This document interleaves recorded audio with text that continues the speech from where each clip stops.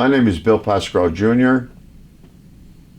I'm the Congressman of the 9th Congressional District. I was the mayor of Patterson. I was your state legislator. And to those who live in Patterson and don't live in Patterson, I love the city. It's my city. With one team, mind you, Patterson. So I'm in Patterson, New Jersey, on the set of Patterson, My City, and I'm talking with Congressman Bill Pascrell. He represents the 9th District here, and also a lifelong Pattersonian, as they call them. Also a big Fordham guy, served on Patterson Board of Education, past mayor of Patterson, New Jersey as well, and also going way back, a teacher at Paramus High School, right? Right. And specializing in history. So thanks a lot for your time. I appreciate you seeing us. Just real easy before we get into things, what made you get into public service in the first place? I mean, it's been a long career, you've done a lot of things. What was it that was the catalyst? Well, interesting that when I was about 16 years of age, my Uncle Pat Moan, who was a ward leader, and I call them ward leaders and ward healers in those days. That's when Patterson had 12 wards. And it had a partisan government. And then it changed through its charter back in the 60s and became a nonpartisan government. And mayors therefore had to go without their party line and stand the scrutiny of all the people. So my Uncle Pat would bring me to meetings, brought me to meetings down in what we at that time was called the Ingenue Hall on Degrassi Street downtown here. Ironically, I was going to high school right next door to it, St. John's High School, which no longer exists. It's a private school now. And they had their meetings in Ingenue Hall, the Democrats. He wanted me to see it firsthand.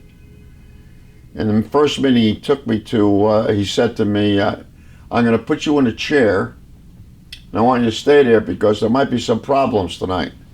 I'm thinking to myself, what did I get myself into? My mother and father did not want me to go. They didn't want me to be even smell politics. Mind you, I'm only 16. But I went, because anytime I knew there was problems, I would always like to be there. I was attracted to them. So we went, I sat in the chair, the meeting started, 5 minutes later there's a chair flying by my head. And I said to myself, I like this. I got to find out more about it. I became a county committee man. My uncle put me on when I was of age. And from then on, we were joined at the hip. My Uncle Pat, may he rest in peace. I love the guy. And he always would tell me, he'd put me in my place and say, you wouldn't make a good patch on a county committeeman's rear end. And I would say to him, Uncle Pat, I'm doing what you tell me to do. And then he repeated it all over again. And this is the kind of relationship. I learned so much from my uncle. I really miss him. And from there on, I graduated St. John's High School. I went to Fordham University.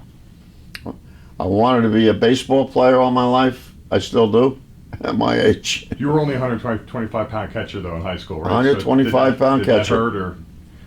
I loved it. And with the other opposing team, I would go over to them, and I looked like a turtle, I guess, my skinny neck sticking out. And I'd go over to the other team before the game. I'd pick up some dirt and put it in my mouth. I said, this could be a good game. That's what I used to do. So they see the catcher eating dirt, they know they're in for a long day. The umpires had warned my coach, Jim Comerford, my baseball coach in high school, may he rest in peace, this guy's going to get killed because somebody's going to come around third base coming at the home plate. And I said to the one time the umpire, when I overheard him talking to my coach, I says, when they're coming around third base, and if I have the ball, I'm coming up into them. I'm defending my position. And that's the attitude I took. I loved catching. You're in the game every play. You're going to get banged up. I mean, they call it the tools of ignorance, but that's what I wanted to do. But ironically, I was on the All-State team at St. John's at third base. I like to play third base, but I like to play every position. That was my problem. Maybe that's my problem. I wanted to be every position. I pitched when I went to Fordham a little bit.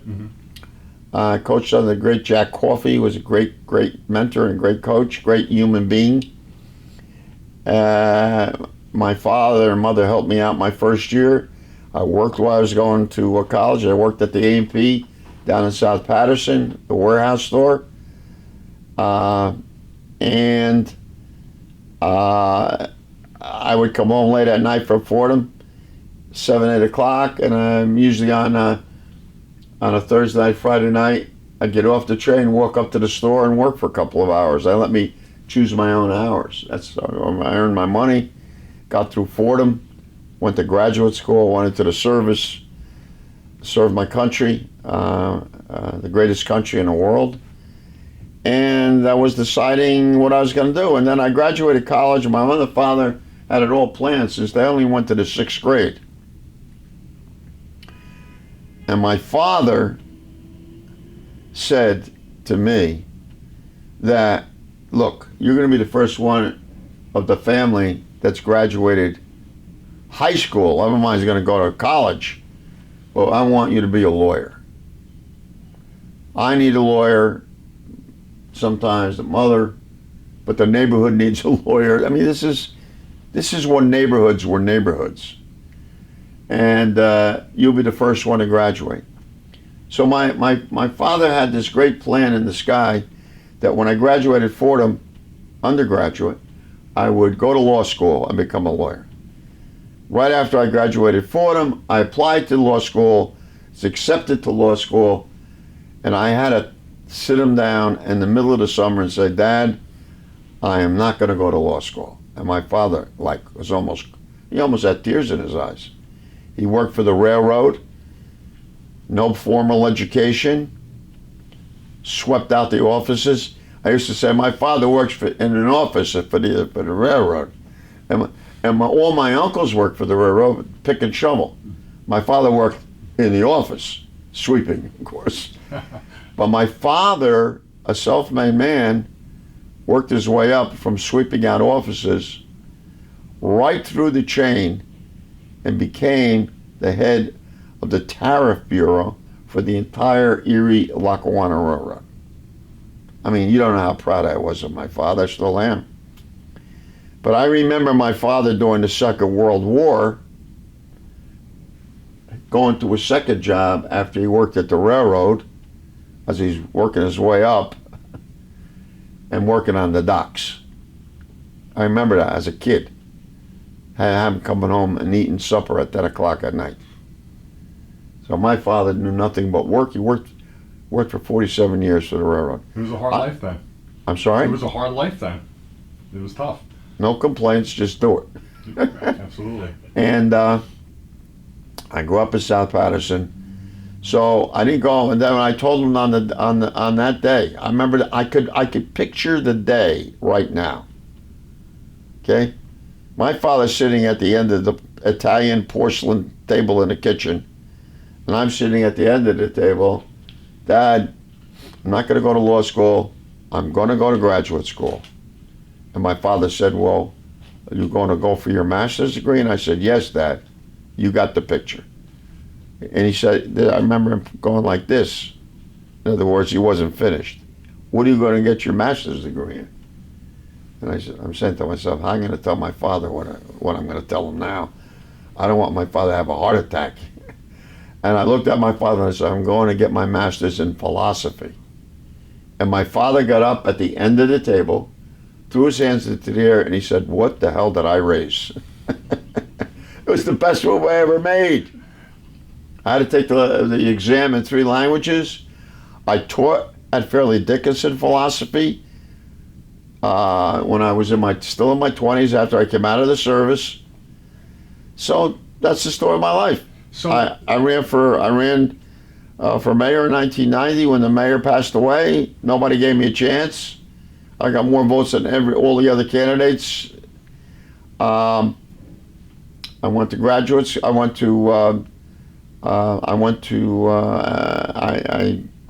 for I was a teacher for 12 years. I got my degree, of course, from Fordham. Did some other coursework at Montclair State. Well, I thought I was going to become an administrator, but I wasn't really. I like rather teach in the classroom. I like to talk to the kids. I love teaching, and I taught for 12 years. And then I went to work for the city. Pat Kramer, change of government. Pat Kramer was elected mayor. He asked me to be one of the directors. He said, I want you to be director of public works. I said, I'm not an engineer. He says, you'll learn. I became the director of public works for the city of Patterson. I mean, that's a crazy job for anybody. I mean, especially not having a background in that. And that's a 24/7 job. Sure. You know, bridges that have problems don't have those problems necessarily from 9 to 5. The street collapses. A pole falls down, is hit by a car. It was a fascinating job, and I loved it. I learned every nook and cranny in the city of Patterson. So, just to bring you back, yeah, you lay this news on your dad, yeah, on your father, and he says, philosophy, what did I raise? Would he be proud today of what you've accomplished? Would he be proud today? Oh, he was. Oh, when I got my graduate degree, he went crazy. He was, but we're talking about people who did not have formal education, but were the smartest people I ever met in my life. Your parents are a lot smarter than you think they Especially are. then. Yeah, they didn't have degrees. They had common sense, and that was like out of the realm of reality, philosophy. What are you going to do with that? I mean, that was a lot of that is still a hangover now. But look what you did with Parents. it. Look what you did with it. I taught for 12 years. I was the mayor of Patterson from 1990 to 97 until I left. Let me ask you for about the Congress. That. Let me ask you sure. About that because 1990 you become mayor. The other mayor passes away. You run. You basically win and are the mayor. And a lot of stories I hear is that you have a very special place in your heart for first responders, for firefighters. Absolutely. Not only firefighters, police officers. Absolutely. And as mayor, though. And I acted it out through the assembly when I was in the state legislature, and I carried that on to the Congress of the United States when I was fortunate enough to be elected in 1996. Got sworn in 97. The cops and firemen I've always been close to. Well, you authored and introduced an act called the Fire Act. Probably one of the first bills I worked on. And I went to President Clinton at the time and I said, what do you think? He says, you're never going to get this passed. He says, but if you get it passed, I will sign it. And he did. It took me 2 years. Tell us, for the people that are on the outside looking in, tell us about what that did and what that does for firefighters. And It provided the equipment that they need, the resources that they need, the training that they needed, the medical attention that they needed. Never had it before. And most communities couldn't afford it. So this is like a partnership. They put up some money. Federal government put up most of the money. It was the biggest thing for firefighters, and God knows when. Because I saw the fire departments out in the Plains area where sometimes they almost had to push the fire equipment to the fire. And by the time they got there, of course, the place would burn down half the time. But the point is that you can't send these people out there to do the job and they don't have the equipment. I felt the same way about police. I was always a leader in the House, but before that in the Assembly, New Jersey State Legislature, about providing for the COPS program. New Jersey had a COPS program before the federal government did. And that was important to me. So it isn't that one service is more important to me than the other. It's just that nothing had been done for the fire departments. So and then when I became the liaison to the fire services in Washington, that's important. So now, today, ironically enough, that I am fortunate enough to interview you, In the paper, I wake up and find out that the headquarters fire department in Patterson is being named. That's just about how I found out Your about Honor. it. I knew a little while before that, but this is what the mayor had in thoughts. He said, "Be a great. You got us the money for that, over $4.5 million for the new engine company up on McBride Ave, which is now the headquarters." And I was overwhelmed. I thought he was joking. And then they voted on it and it became reality. So I thank the mayor, I thank the council people. And so after a very long political career in which... But by the way, yeah, I'm still alive. Usually, absolutely. Usually these things happen after that. I says, "Are you sure I'm alive? Or am I about to go to my creator?" You almost have to pinch yourself, am I still here? Almost. And that's what I really want to ask you, because after a long career in doing this and being a public servant and really helping countless thousands of people during your career, is it surreal to be here to see that? Yeah, it is. I remember we had an assemblyman, state legislator 8 years ago who asked, they wanted to name a road. One of the first things I did when I was a congressman, I made a commitment. I remember when I was campaigning for Congress in Passaic, it was at school, I think it was school 3, I'm not sure, right near Route 20. And if you remember, Route 20 ended in Passaic. And you had to drop down into the town, and all the trucks would ruin both Passaic and Clifton. And I committed to them. I will do everything I can to get money, because it was my first assignment, Transportation Committee. And when I first got to the Congress, that's what the committee they put me on. I said, I will do it. I will fight to get a connection right through Passaic, right through Clifton to Patterson. And God, we got the money, and it's already outdated, because in the morning and at night it's packed back. It takes you so long. It enters into one lane when you go out to 46, but they would have had to go further out into the Passaic River. That would have been an expensive proposition. But it saves. I mean, all the trucks go there. They stay out of harm's way, and when you're going through Clifton and Passaic, and that's good. It saves the roads, by the way. Now, Patterson, yeah, is very near and dear to your heart, obviously. I've lived here all my life. All your life, raised 3 kids here. Yep. Yeah, you have 4 grandchildren. You are just a real part of the fabric here. There's said to be a renaissance going on here.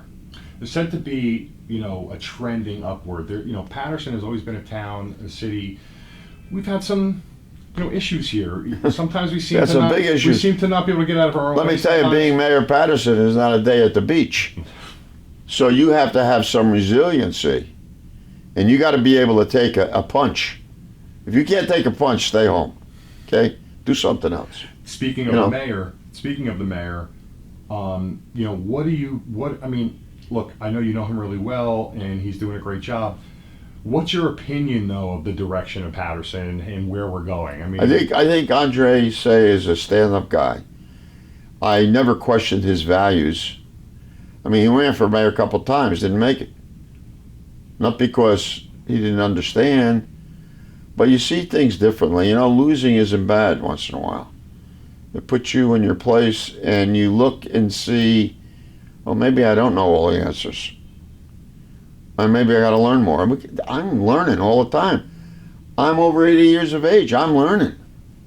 I love to get up in the morning to learn things. Not that I've learned everything, because nobody ever learns everything. Anybody that knows all the answers is only kidding themselves. So I see Andre as learning. He's educable, as we used to say as teachers. And I think he has a good place in his heart for people, from all persuasions, from all backgrounds, from all ethnicities, from all religions. I really think that he's the right person for the right time for the city of Patterson. I see a lot of building that's going to be going on here. I know a lot of developers. I think he's smart enough not to be taken in by those folks, but smart enough to know who's legit, who's not legit. That's important. That's important. I mean, if anybody could sell you the Brooklyn Bridge, that means you're in trouble. But I think he knows the pathway that he chooses, and I support him because I didn't support him in all the elections he ran. I didn't think he was ready. I think he's more than ready, and I think he's going to make a big difference in this city. Before, when we talked about your catching prowess, and you told me, because I felt the same way, I was a soccer goalie.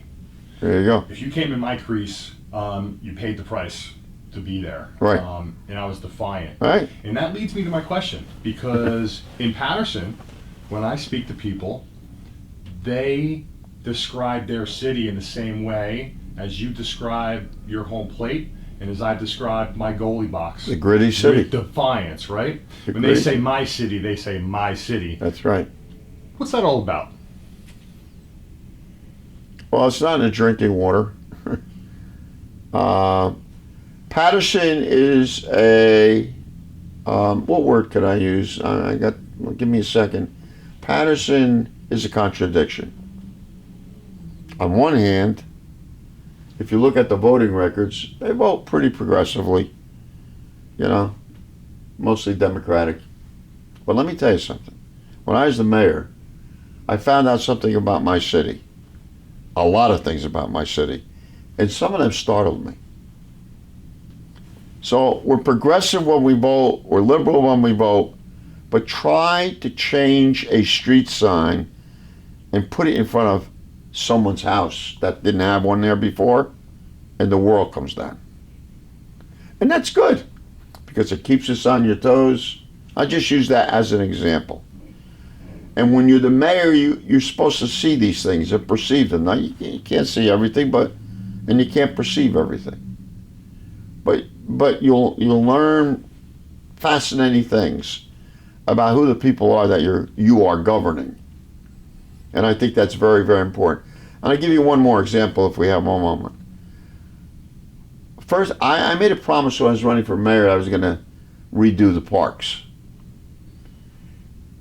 We were fortunate enough to get elected as the mayor of this city in 1990.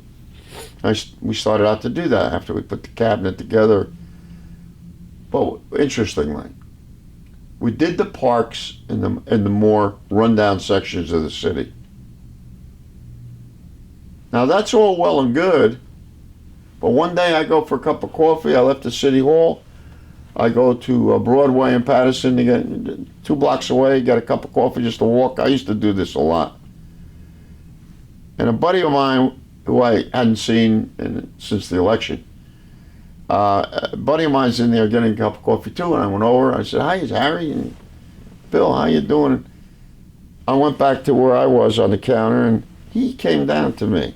He says, "Mayor, you're doing a great job at fixing up the parks." So I was happy to hear that. But let me tell you something. Don't forget about us. And here's what he meant. The parks that we had worked on so far were in what folks would call at that time the minority sections of the city. This guy was white. So many times when we seek the good, we don't realize it, and how it's being perceived, people get offended. Now this guy does not have a prejudiced bone in his body. I know the guy for a long time. No, it's a little bit, it's cultural. It's cultural. And so when we try to amend things that have been left to deteriorate, or when people have had their backs turned on them, we hopefully don't overcompensate and leave others behind, as those people have been left behind before. So all we're doing is changing the groups that have been left behind. So all the boats got to rise. Everybody's got to feel that they're a part of it, that they mean something. Because so many people out there feel their lives don't mean anything to the population. Everybody means something. Everybody is important. Everybody is equal. And I got to be equal to that task as a public servant. And the rising tide rises all boats, as they say. And It should. Yeah. And now, you're elected to Congress, and you are representing the city that you grew up in. Well, How cool is that? I got 35 towns now, not just Patterson. Listen, I know. I saw your whole list, but I used to give speeches on the floor of the House, and I always refer to it. And even now, I'm from Paterson, New Jersey, with one T, and I don't back off. I'm going to pursue what I think is right for the public. I used to say that. I said it to Newt Gingrich when he was the boss. So I feel strongly about my city. Gave me a chance. I grew up on the streets. If I can make it, anybody can make it. I grew up on the streets and I understood the people. And if you can't work for the people or help your neighbor out, then you want to live in isolation, you should go to Russia or Mars. I'll give you that choice.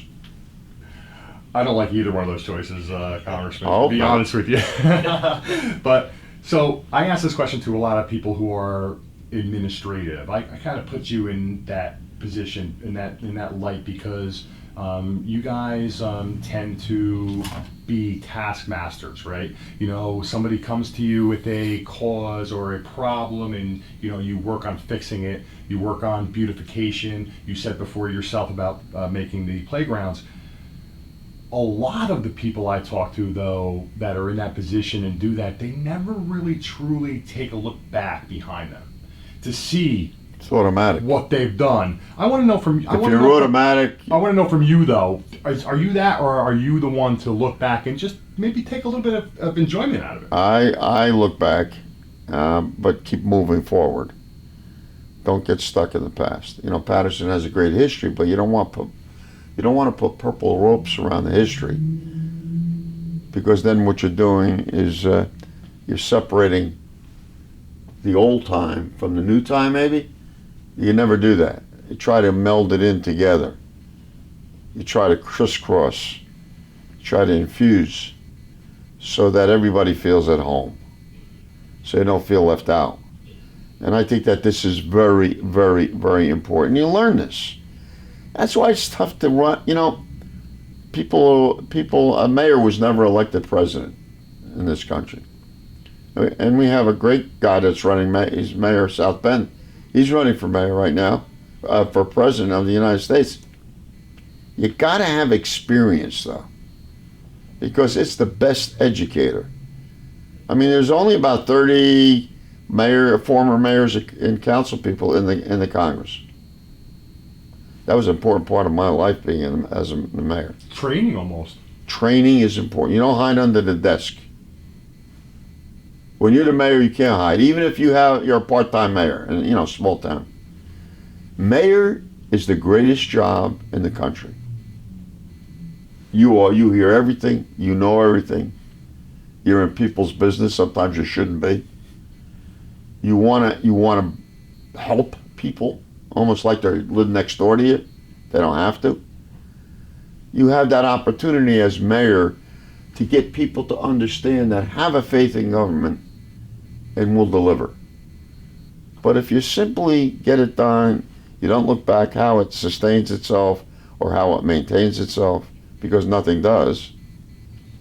What are you doing to help it live beyond you? And that speaks to being more about just the optic. Yep. Because that's the trap we fall into. Yeah. We want to do the optic. You're right. And Paul, titles come and go. This is how I look at it.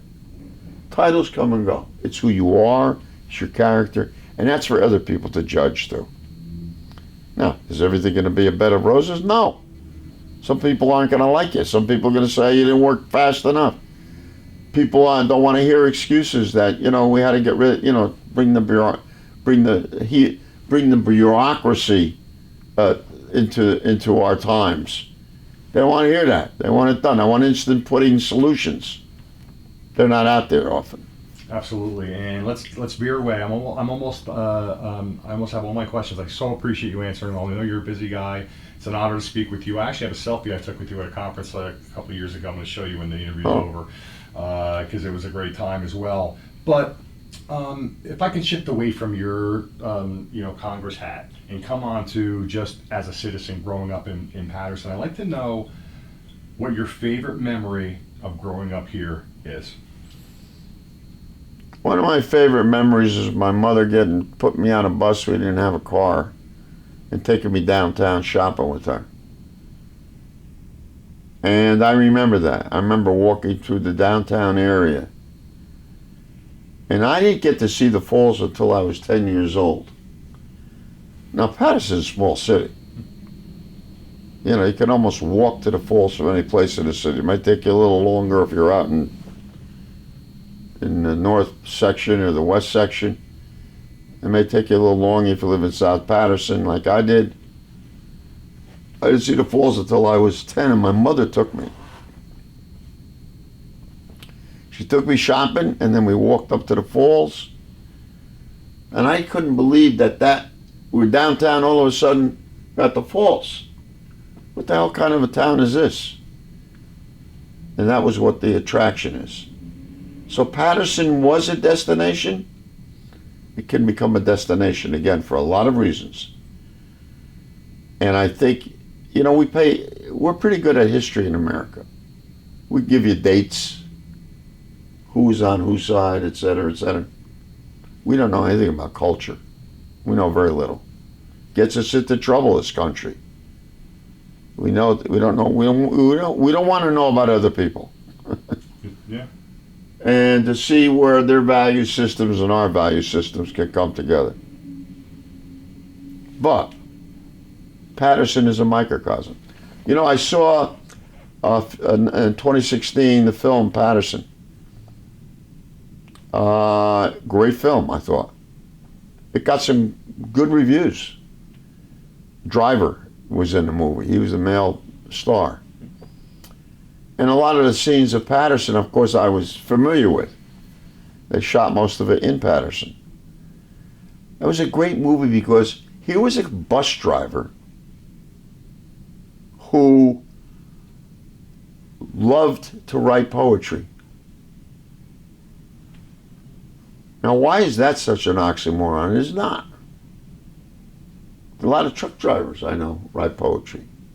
Of course, they're afraid to admit it because they'll say, oh, look at this. I mean, can you imagine when I was growing up at Patterson, in South Patterson, playing stickball, playing football, and I say, I like to write poetry, to say, hey, Bill, you know, the stupid ideas we had at that time. So I remember my mother taking me to the falls for the first time. It was like, you know, it was a dream. Would you say it changed your life seeing it?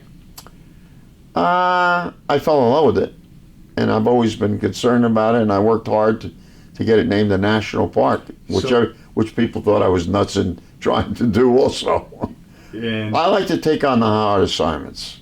I like people to tell me, I don't want them to tell me that you're crazy.